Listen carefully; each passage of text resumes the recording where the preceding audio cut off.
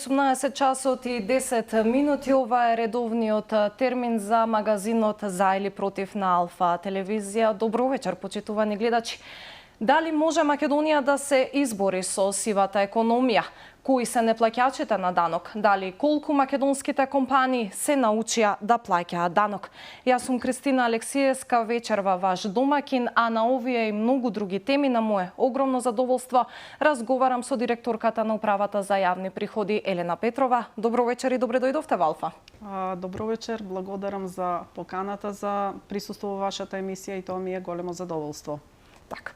Она со што би ја отворила емисијата, што сметам дека навистина во изминатиот период го привлече вниманието откако истапивте на функцијата директор на Управата за јавни приходи, тоа е дека во јавноста пристигна информација дека се направи една пресвртница со наплата на 217 милиони евра даноци во текот на јули, што е практично зголемување од 42% во однос на истото она што било минатата година во истиот тој период. И сега очекувано се отвара прашањето зошто лани и до сега не сме можеле да наплатиме толку многу даноци и придонеси, затоа што сепак 42% е навистина огромен процент. Да, месец јули го завршивме со висока наплата, значи повисока и во однос на јули 2023 година, повисока и во однос на планот за месец јули, меѓутоа нашите заложби ќе бидат да на еден долг рок постигнеме еден стабилен курс на зголемена наплата, зголемено собирање на даночните приходи, зголемени даночни приходи и тоа не само во номинална вредност, туку и во реална вредност, значи гледајќи ги даночните приходи како процент од бруто домашниот производ. Значи нашиот главен фокус за престојниот период е на таков начин да ја зголемиме наплатата на даночните приходи. Инаку, многу добро е прашањето што се случувало, односно што не се случувало, а можело и требало да се работи во минатото за да има подобра наплата на даночните приходи. И она што можам да го кажам од моето искуство е дека во УЈП споредбено со оние други модерни даночни администрации недостасува еден систематски регуларен процес кој се нарекува compliance risk management или управување со ризиците на даночната усогласеност, значи едно создавање на знаење врз основа на сите податоци со кои располага УЈП, а УЈП располага со една завидна архива на податоци, знаење врз основа на скенирање на опкружувањето за тоа каде преку само оданочувањето не се собираат приходите, значи каде данокот не е платен точно, каде има действија со цел да не се плати данокот или да се плати помалку данок и фокусирање на сите ресурси на УЈП и човечки и материјални ресурси токму во тие области за односно ефективно и ефикасно работење и користење на ресурсите.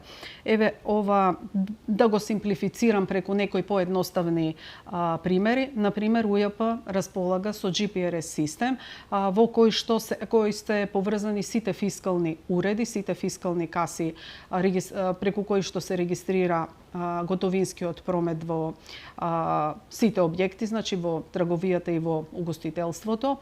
И преку анализа на тие податоци ние можеме и треба да имаме знаење за како се одвива регистрирањето на готовинскиот промет и на ниво на објект, на ниво на населба, улица, град и така натаму. Во секое време значи можеме да следиме дали има отстапување од она што представува стандардно однесување, отстапување во споредба со слични објекти и слично. Меѓутоа, еве, кога дојдов и кога седнавме со колегите за да ги организираме тие први контроли за фискализација, откако почна мојот мандат и прашав за користењето на тие податоци, добив одговор дека воопшто не се користат тие податоци за да се следи што се случува на терен и контролите да бидат насочени токму на тие места каде што не постои регистрирање на готовинскиот промет. Или УЈП ги добива податоците од банките на редовна основа, добива податоци од банките за приливи што ги имаат физичките лица од странство. И тие податоци, за жал, стојат складирани на некој сервер во УЈП, наместо да се вкрстуваат со податоци од другите системи на УЈП, да се детектира кои лица не ги пријавиле во УЈП приходите што ги остваруваат во странство и што треба да бидат оденочени во нашата земја, па после тие лица едноставно да се известат и да се потсетат, можеби и не знаат дека имаат некоја таква обврска. Понатаму, што е останато што немало во УЈП, значи нема системите и процесите за работа во голем дел внатрешните процеси не се автоматизирани. Вработените се занимаваат со многу мануелни работи и не, значи тие го губат времето во пишување на разни документи наместо да имаат еден интелектуално аналитички потенцијал да развиват оној мајндсет за тоа каде ни се губат приходите и каде треба да постапуваме. Значи, генерално да резимираме, тоа е една состојба на неефикасно и неефективно работење кое што се гледа и преку статистиките кои што се однесуваат за резултатите од активностите на УЈП. Тука не зборувам само за приходите, туку баш резултатите во смисла на наоди од контроли, број на извршени контроли и така натаму. Односно, УЈП може и треба да дава поголем импут за да го излече даночниот приход што не се собира преку само оданочувањето. Така, токму и сега тука се отвора прашањето дали треба да има одговорност и каде би се лоцирала одговорноста за помалата наплата, односно помалото прибирање на пари во буџетот од даноци од придонеси, или пак само се должи на едно, како што кажавте, неефективно работење кое што неусогласеност на системи. Треба ли да се бара и да се лоцира одговорност за ова? Да, за некои случаи сигурно треба да се бара и да се лоцира одговорност, затоа што и неказнивоста и неодговорноста значи соучествување во некои такви да речам дејанија. Значи, јас уште првиот ден кога стапив на функцијата директор, пратив една јасна порака до сите вработени во УЈП да си ги извадат сите заборавени предмети по фиоките, сите значи незапочнати контроли, незавршени контроли, изготвени решенија кои не се доставени на реализација во банка, неодговорени барања на даночните обврзници и така натаму. Значи, законите важат за сите. Како што важат законите и роковите за даночните обврзници, исто така важат законите и роковите и за УЈП и за даночните службеници. Значи, и непостапувањето од страна на УЈП и даночните службеници исто така води кон несобирање на приходот и затоа треба да има и казнивост и одговорност и ќе има за секое неспроведување на действија и постапки од страна на службени лица согласно нивните работни задолженија и за секое неспроведување на мерки и активности од раководни службеници кои требале да ги организираат работните процеси. Но точно и тоа дека во УЈП се случува еден генерален феномен на девастирање на капацитетот на организацијата, значи низ годиниве наназад некако се губи знаењето, стручното знаење и капацитетот за експертиза. Голем број професионалци кои се изградиле во УЈП ја напуштија организацијата и тоа можеби е и природен и нормален процес, но сепак значи треба да има систем кој што ќе овозможува стручното знаење во организацијата да се задржува и да се надградува. Или имаме IT системи кои што биле добри алатки за поддршка на тековното работење, но со текот на времето стихино престанале да се користат затоа што не се одржуваат, не се надградуваат и така натаму. И сето ова е значи резултат не е поврзано директно со речеме непостапување на конкретни даночни службеници во конкретни предмети, туку е резултат на едно лошо институционално менаџирање, лошо планирање, непоставување на некоја подолгорочна визија и патека низ која што ќе се надградуваат капацитетите на организацијата. Колку време ќе ви треба како директор да успеете да најдете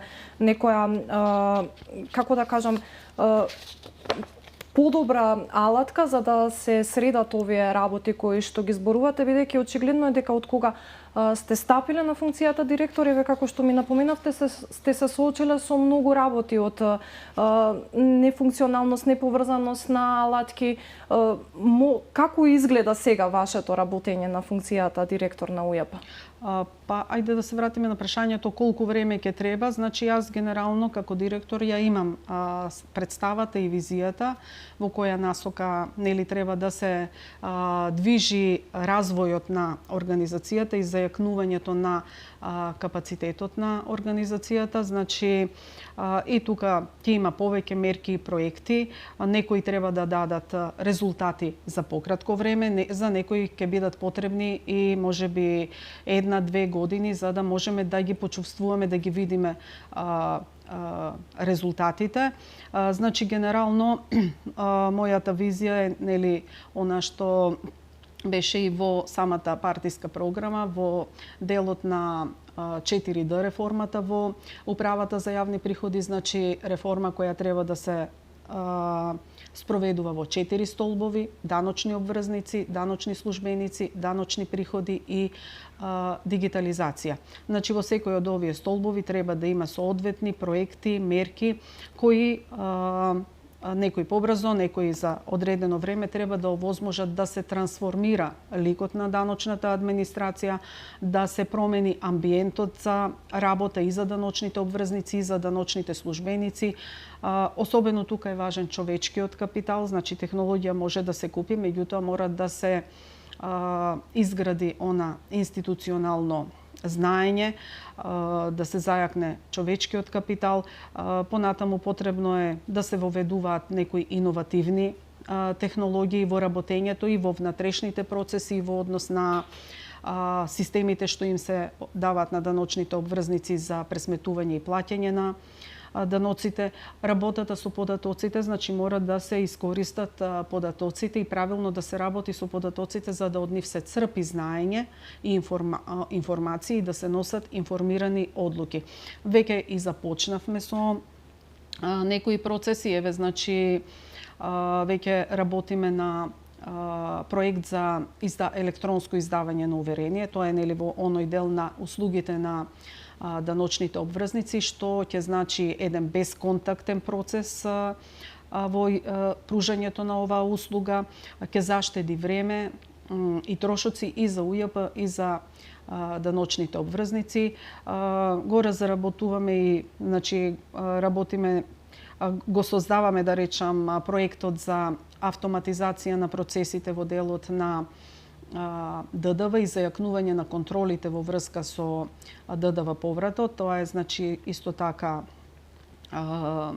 еден битен сегмент за да се обезбеди и заштита на даночните приходи, но и сигурност за даночните обврзници кои побаруваат ДДВ врз основа на вишокот на ДДВ за одбивка во однос на пресметаниот ДДВ за својот промет. Значи, тие можеби проекти ќе треба да дадат резултати и да се ефектуираат во пократок рок, а на подолг рок се системите за e-фактура, што можеби ќе биде потребна 1 година или можеби и повеќе од 1 година за да се имплементира, воспоставувањето на нов интегриран даночен систем на УЈП и слично. Така, ќе зборуваме за сите овие работи малку и повеќе во детали во продолжение на емисијата. Би се вратила назад на претходната тема, тоа е пониската наплата на даноци, што логично го отвора прашањето и за борбата со сивата економија и со даночната евазија. Податоците кои што ги имаме за Македонија, оние кои што доаѓаат од бизнис секторот и од различни институти, говорат дека во минатата година се движела и на ниво од 33,2% од бруто домашниот производ, што е релативно висок процент. Како ќе се поставите во борбата со сивата економија?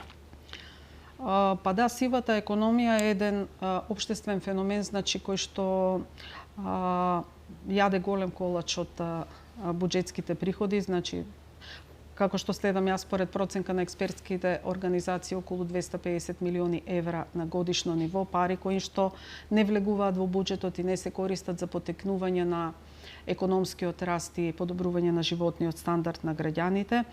И мислам дека за борбата против сивата економија е потребна една стратегија и план на национално ниво, вклученост на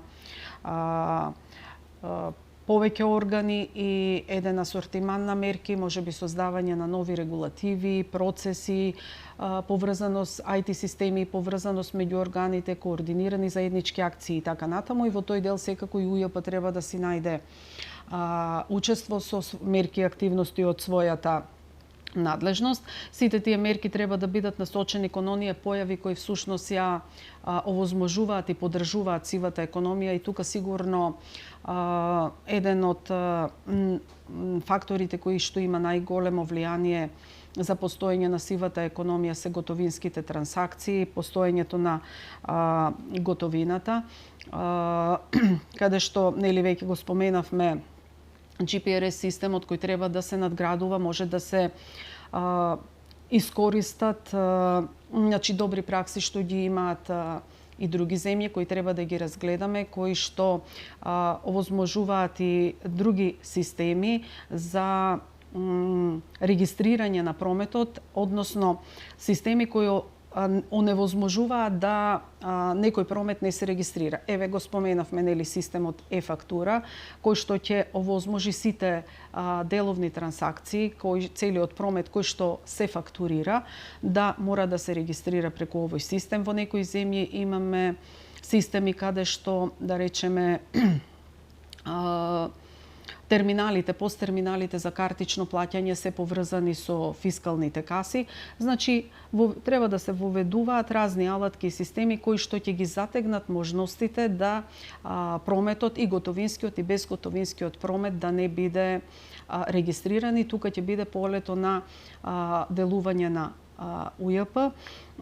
Значи, оние традиционални контроли за фискализација си остануваат и тие треба да се зајакнат. Еве пак ќе посочам некои примери, значи каде што во некои земји инспекторите на терен одат со мобилни апликации преку кои што веднаш, значи кога ќе дојдат во објектот, веднаш ги имаат податоците колку промет е регистриран или не регистриран. Значи има многу можности за надградби и подобрување на функционирањето кои што се во делот на УЈП, кои можат да придонесат, особено во овој дел за борба со сивата економија, кој што е во делот на регистрирањето на прометот. Но таа борба, како што реков, треба да биде заедничка, и тоа треба да биде еден цел спектар на мерки и учество на разни органи.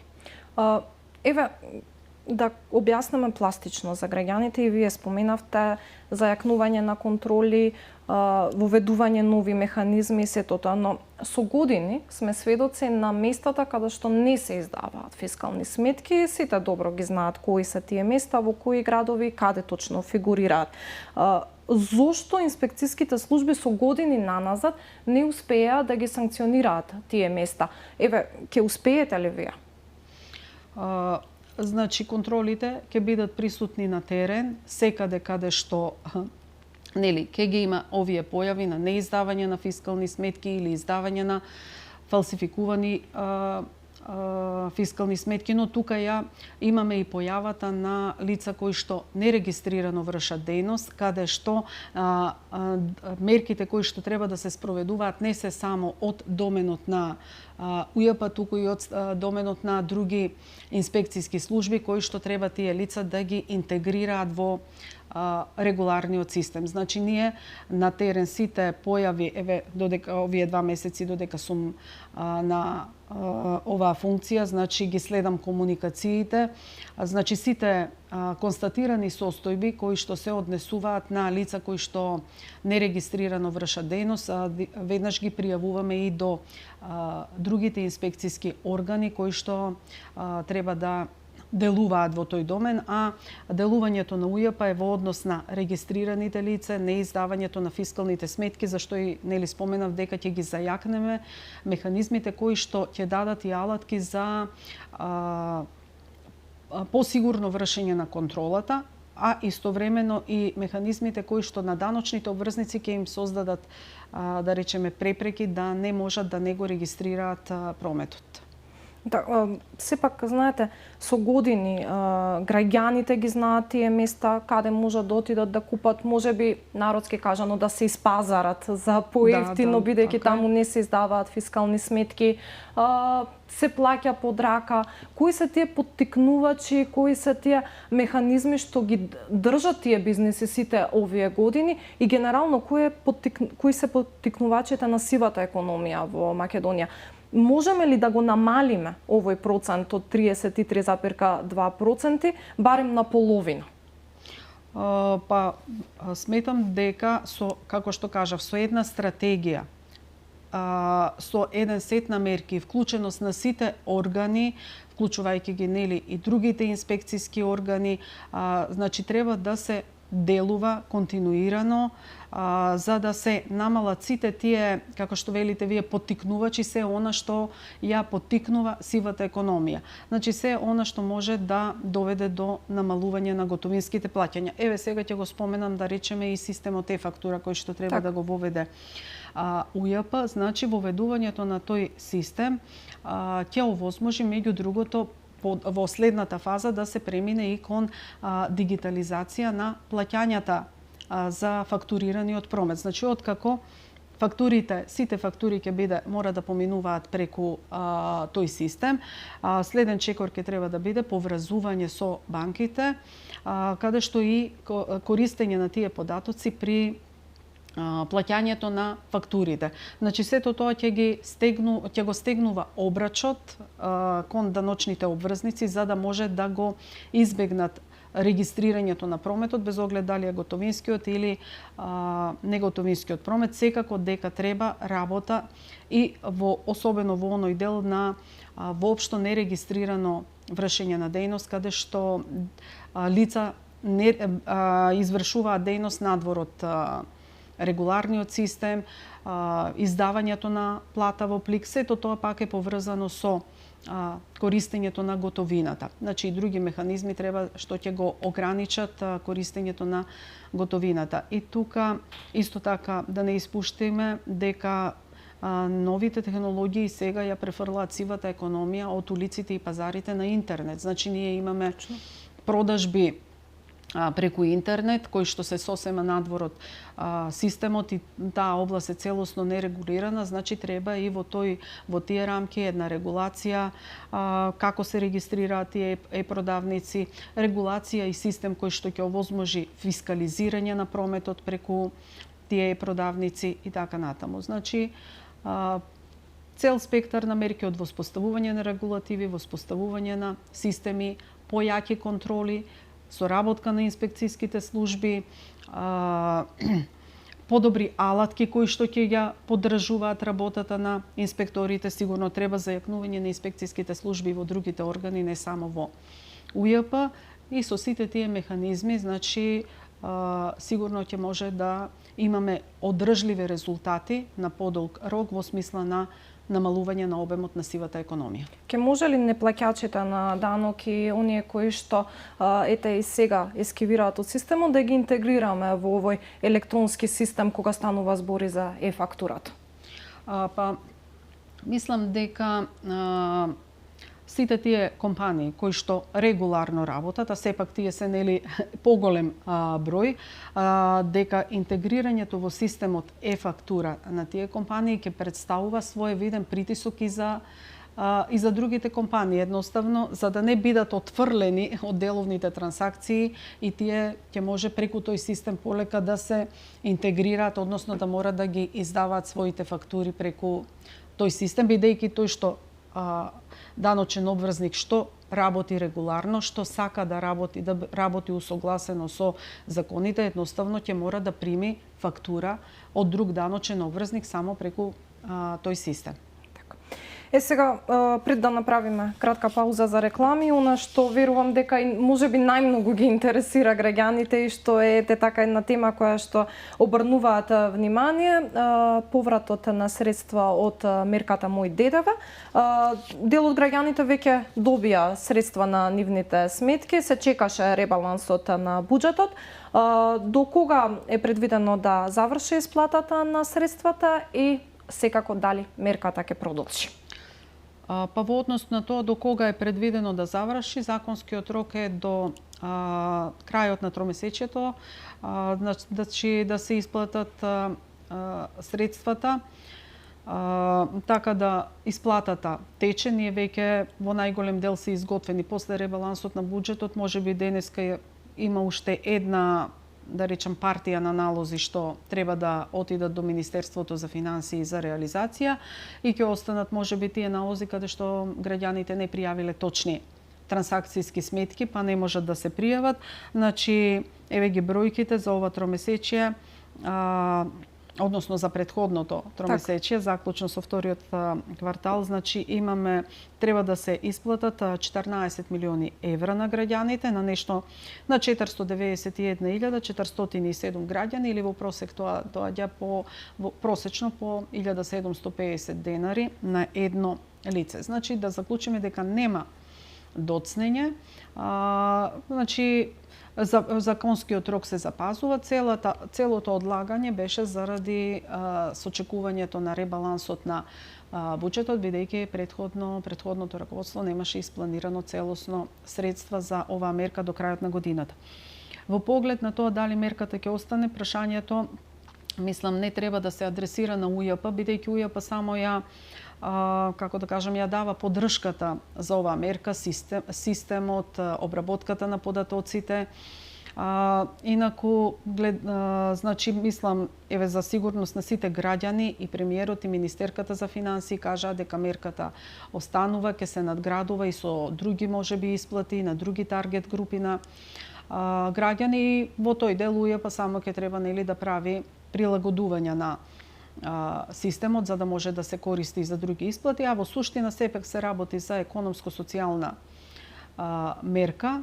Кога станува збор за даночниот аспект на оваа мерка, тој даночен аспект беше во насока да се влијае врз свеста и мотивацијата на граѓаните да бараат фискални сметки кога купуваат разни добри и услуги и на тој начин да вршат, да речеме, притисок врз продавачите да морат да го регистрираат прометот, да создадат и да платат даночна обврска, односно ДДВ за тој промет. Меѓутоа, очигледно дека мерката не ги, бидејќи до сега зборувавме нели за цели региони и области каде што не се издаваат фискални сметки или се издаваат фалсификувани фискални сметки, значи оваа мерка сепак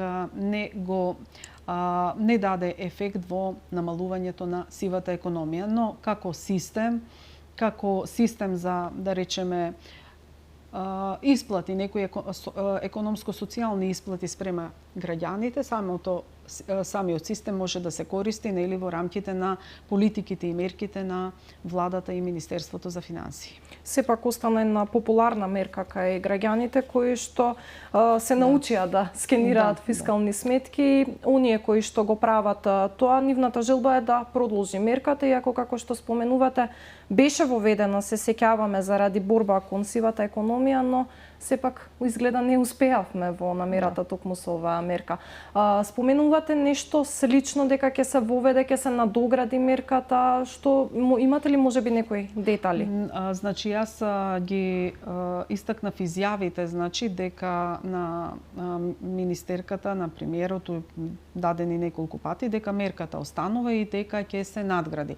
Значи немам некои во моментов подетални информации што ќе значи тоа, но како што реков, УЈП го управува системот, значи како технологија, како IT систем, преку системот се обработуваат податоци и како и да биде тоа надградување, какви исплати да треба да се реализираат, значи ние ќе го прилагодуваме тој систем, а воедно планираме и за некои други даночни цели да го користиме тој систем, бидејќи сепак има голем број на физички лица регистрирани како корисници на системот и значи како технологија, како IT решение може да се користи со надградби, со определени надградби и прилагодувања и за други цели.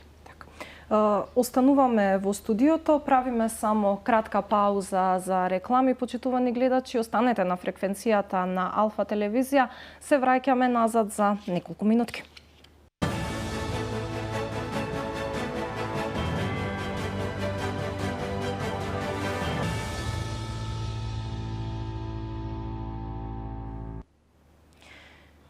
Добре дојдовте, почитувани, назад во студиото. Го следите политичкиот магазин За или против. Моја вечерашна гостинка, директорката на Управата за јавни приходи, Елена Петрова.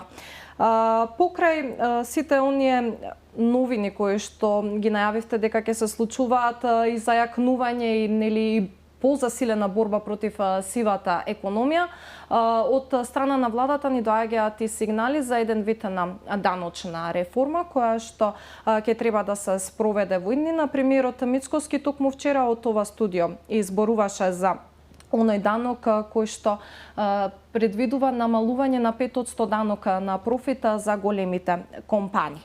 Ве прашувам и како економист и како директор на Управата за јавни приходи, делот експертската јавност беше поделена кога за прв пат се најави оваа мерка. Некои сметаат дека нема да помогне да се приберат повеќе пари во буџетот, дел пак сметаат дека инвеститорите ќе се намамат, ајде така да кажеме, да дојдат тука.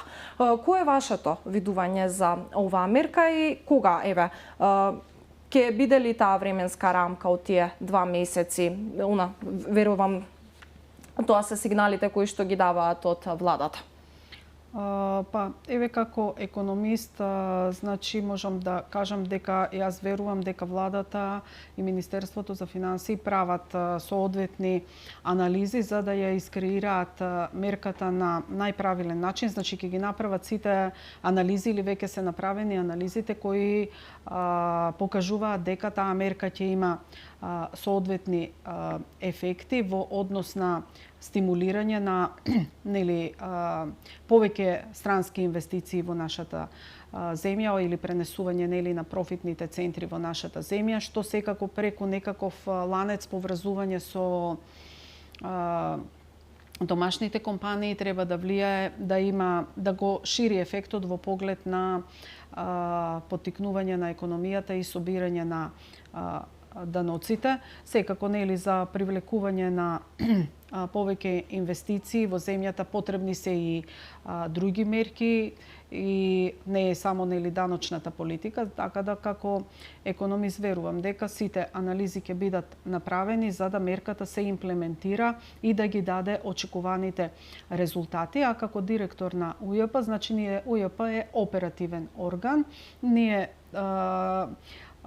како што ќе биде поставена мерката, ќе треба да овозможиме нејзино практично спроведување. Значи тоа ќе значи ако има промена во даночните пријави, даночните биланси, ќе треба да ги прилагодиме системите, внатрешните процеси, процесите на надворешните процесите или системите што ги користат даночните обврзници, за да може тие навреме и согласно новата регулатива да ги пресметаат и платат даночните обврски. Така, сега би ве прашала за коментар. Силна реакција во јавноста се појави од друга страна, пак кога зборувавте за одданочување на оние, ајде да ги кажеме, мали продавачи или мали предприемачи. Зборувам за луѓето кои што прават кифлички торти дома, па ги продаваат, сведоци сме и тоа некогаш оди преку онлайн продажба или преку можеби поинакви канали на комуникација. Навистина се поттикна еден револт кај јавноста кога зборувавте за одданочување на овие мали продавачи. Може ли да објасниме на граѓаните за што станува збор, како ќе се спроведува таа мерка и кога? Значи, најнапред сакам да кажам дека не станува збор за никаква нова мерка која е најавена и која сега ќе почнеме да ја спроведуваме. Значи, ваков начин на одданочување на приходите што ги остваруваат граѓаните, физичките лица, постои од секогаш.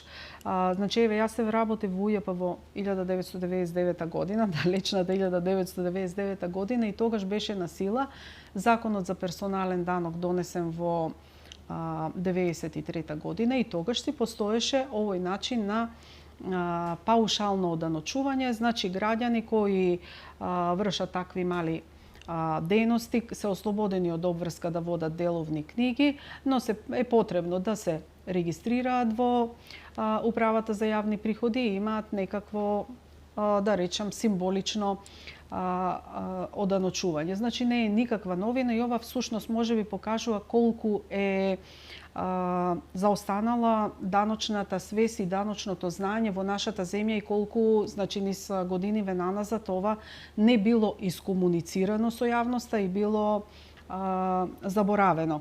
Значи, како се појави сето ова во јавноста, тоа започна со тоа што започнавме редовно, и тоа ќе го правиме и понатаму, да ги информираме и подсетуваме да ночните обврзници, значи тоа е едно традиционален модел на однесување на даночна администрација, и да ги информира и подсетува даночните обврзници кои се нивните даночни обврски, и тоа треба да биде таргетирано. Например, во летна сезона актуелно е да имаме тезги на отворени простори, да имаме разни настани,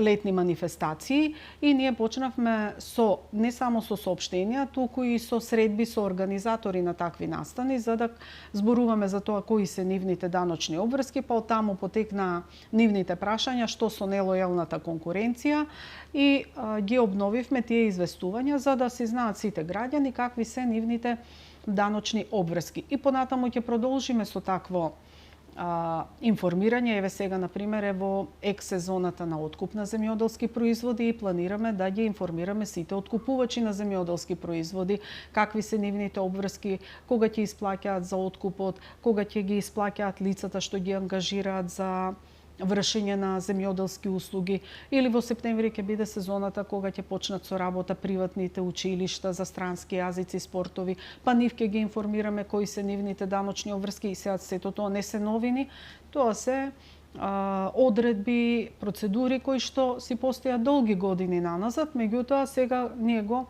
актуализираме, односно реков дека тоа се всушност и традиционални модели на работа на даночната администрација, да ги информира даночните обврзници таргетирано, значи целни групи на даночни обврзници. Наоѓате ли отпор кај граѓаните, бидејќи еве како што споменавте, постоело тоа како решение, но не се спроведувало до сега, и сега кога се бара граѓаните да си ја исполнат обврската за плаќање данок, каква е реакцијата од другата страна? Споменавте комуникација со одредени продавачи и слично. Не, мислам дека не се наидува на отпор, туку напротив имаме позитивни реакции дека еве во овој изминат период, иако е краток, имаме баш зголемена транспарентност и отвореност на УЈП во однос на информирањето, значи имаме повратни позитивни реакции дека УЈП еве ги подобрува релациите со даночните обврзници во однос на информирањето. Мислам дека на тој начин еве ќе влијаеме да се гради и даночната свест и даночниот морал, дека секој чесен даночен обврзник, секој граѓанин треба да си го даде својот удел во буџетот, макар да тоа може да е и некое мало делче. Директорке, јас не знам дали поседувате податоци колку е оштетен македонскиот буџет од даночното затајување. Дали имате такви некакви податоци и како ќе трае борбата против ова?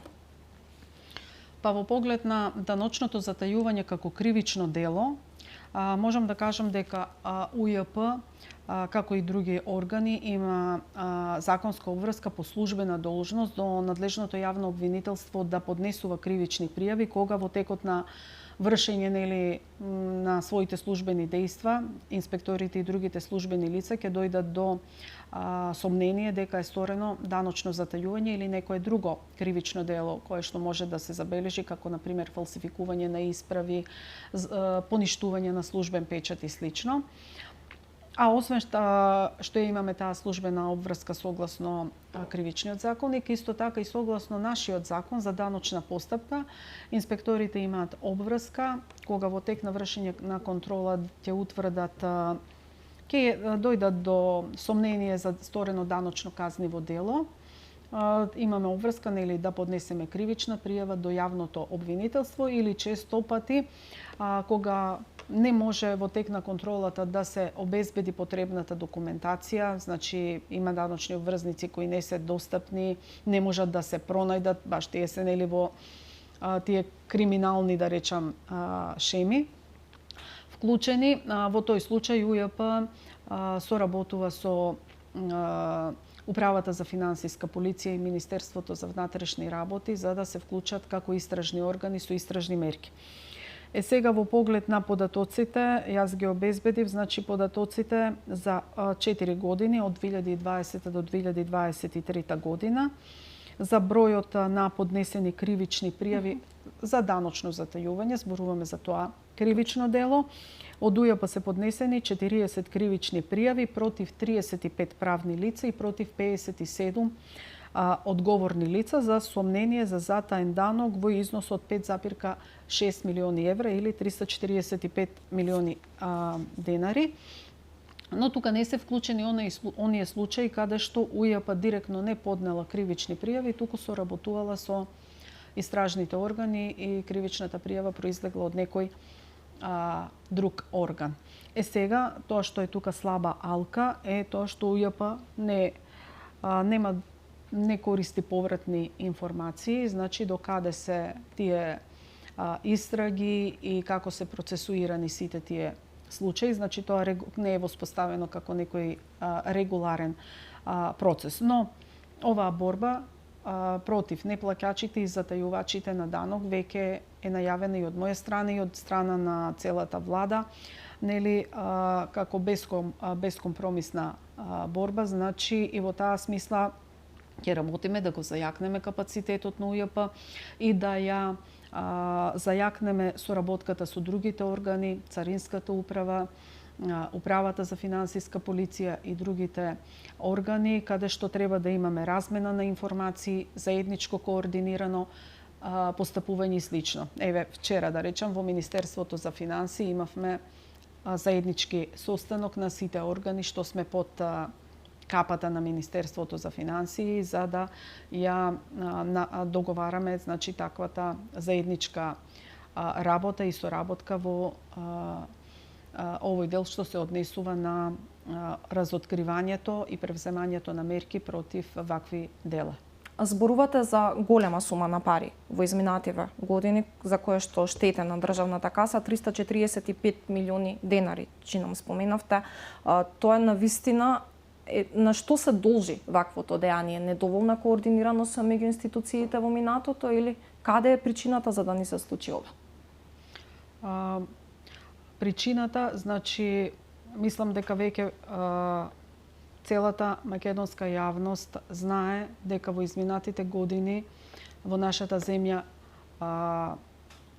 е на многу високо ниво подигната и корумпираноста и криминалот, значи затајува постапувањето и во судскиот систем, веројатно и во другите органи и значи сето ова се надоврзува на целиот контекст во нашето општество во изминатите години и сето тоа што ќе биде борба на сегашната влада и на УЈП како една од институциите, од органите кои што сме вклучени нели во државниот систем. Така, би прашала за два големи случаи кои што се објавија едни во сегашната власт, едни во минатата.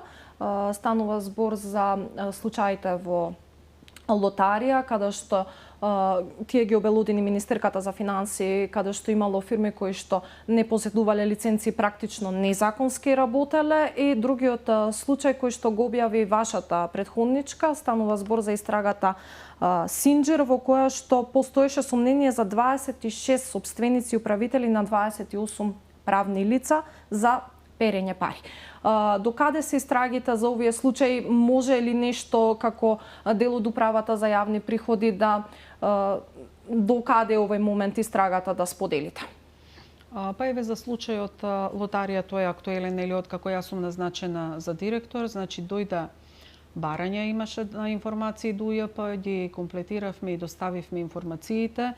Натаму, значи, постапката си ја водат надлежните органи. Исто и за претходниот случај Синџир, знам дека се давани информации и во продолжеток, да, и во овој период откако сум јас дававме, имаме доставувано информации до надлежното јавно обвинителство и потоа знам, значи, дека истражните органи постапуваат, но Прашањето што е понатаму исходот на истрагите треба да се адресира на тие органи. Ќе почекаме секако да завршат тие случаи. Се надеваме дека нели обвинителството ќе си ја сработи работата и дека ова ќе биде можеби една лекција за понатака да не ни се случуваат вакви големи скандали.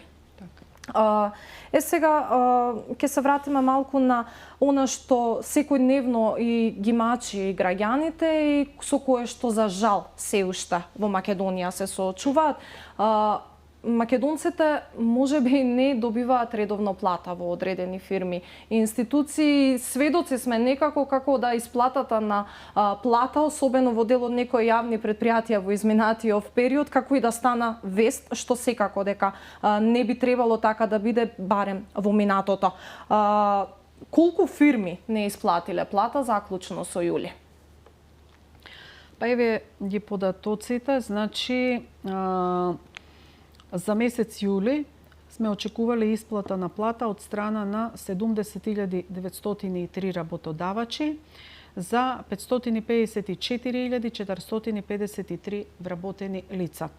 Законскиот рок за исплата на плата беше до 15 август, значи до 19 август, 4 дена подоцна, ги имаме податоците, значи колку работодавачи исплатиле или не исплатиле во законскиот рок и со задоцнување во 4 дена после законскиот рок. Да не ги кажувам по бројки податоците, мислам дека се поприемчиви ако кажеме дека од овие 70.903 работодавачи, 75% исплатиле плата во законскиот рок, а 25% или поднеле пресметка, но не ја исплатиле платата, или пак воопшто не поднеле МПИ пресметка. А ако гледаме како број на вработени, значи плата примиле 91% од вработените, а останатите 9% од тие вработени, значи од вработените што требало да примат плата за месец јули, се наоѓаат во тие за кои работодавачите или поднеле, а не исплатиле, или не поднеле пресметка. Би направила една мало враќање наназад пред да го дадам коментарот, значи како постапува УЈП. Сакам да кажам дека започнавме транспарентно да ги објавуваме овие податоци. На веб страната ставивме едно мени за даночна усогласеност, каде што медиумите и целата јавност можат редовно да ги следат овие податоци во поглед на платите, значи колку имаме очекувани, поднесени, платени, неплатени пресметки и по број на вработени, и по број на работодавачи, структурата на исплатените плати по прагови, нели колку е под минималната плата, колку е до една просечна плата и така натаму. И за другите видови даночни обврски, значи за да може сите транспарентно и навреме да ги добиваат овие информации. Сега во поглед на постапувањето на УЈП, значи она што го кажувам како бројка, 75% од работодавачите што имале обврска исплатиле плата за 91% од вработените. Се однесува нели на тоа што е поминато низ системот на УЈП, значи тука дали има некои задршки на плата што може да биде што легитимно, административни забрани, плаќање на кредити и така натаму, но може да биде и злоупотребено, па со тие задршки ефективното нето што треба да го прими вработениот да се симне до 1 денар, 10 денари и така натаму. Значи или дали платата е под минималната, тие работи УЈП не ги гледа, но податоците од својот систем редовно ги доставуваме до Државниот инспекторат за труд, бидејќи тоа е негова законска обврска. Она што го правиме ние како УЈП е да се грижиме нели за наплатата на придонесите и данокот, но бидејќи системот е интегриран и не може да се плаќаат данокот и придонесите без нето платата, значи понатамошните постапки на УЈП се спроведуваат на наплата на бруто платата. Значи токму овој датум што ви го кажав како пресечен, 19 август е датумот кога сме издавале опомени на тие 25% работодавачи кои не платиле плата и не поднеле пресметки. Со после тие опомени, значи кога ќе помине законскиот рок за плаќање по опомена, се УЈП пристапува кон присилна наплата и блокирање на нивните трансакцијски сметки. Секако дека постојат и други можни манипулации што ги прават, можат да ги прават работодавачите, како заменување на пресметките и слично. Но тоа е веќе работа со која што понатаму треба да се справиме и ќе се справуваме со УЈП, бидејќи даноците, придонесите и во случајот кога се работи за МПН и воопшто даноците треба да се плаќаат во точен износ, но и во точно време, а не преку разни замени на пријави и слично да се избегнува навременото плаќање на данокот. И да се надеваме дека конечно и ќе заврши онаа практика на можеби давање плата во плик, каде што се уште имаме и такви случаи во Македонија, веќе чека, претпоставувам и тука, тешка работа. Па тоа е се поврзано и со она што го зборувавме претходно, сивата економија, постоењето на готовината, нерегистрирањето на готовинскиот промет, ја дава таа можност готовината уште повеќе да се шири. Значи, тој кеш понатаму се користи за други набавки, продажби, исплата на плата во плик. Значи, тоа е еден појава која што ги шири своите последици преку сите тие координирани мерки за намалување на сивата економија ќе се оди кон тоа ќе се постигне и тоа да се намалат можностите за исплата на плата во плик. Така, тука некаде и ни изминаа минутите дозволени од програмата за ова издание на За или против. Има уште многу теми на кои што би разговарале, но секако ќе ги чуваме за некое наредно издание. Јас ви благодарам за гостувањето и се гледаме во следна прилика. Благодарам и на вас. Почитувани, ви благодарам и вам за тоа што не проследивте со целосно внимание. Се надевам дека го задржавме вашиот интерес за сите овие минути. Следното издание на За или против е веќе утре вечер, а од мене пријатно.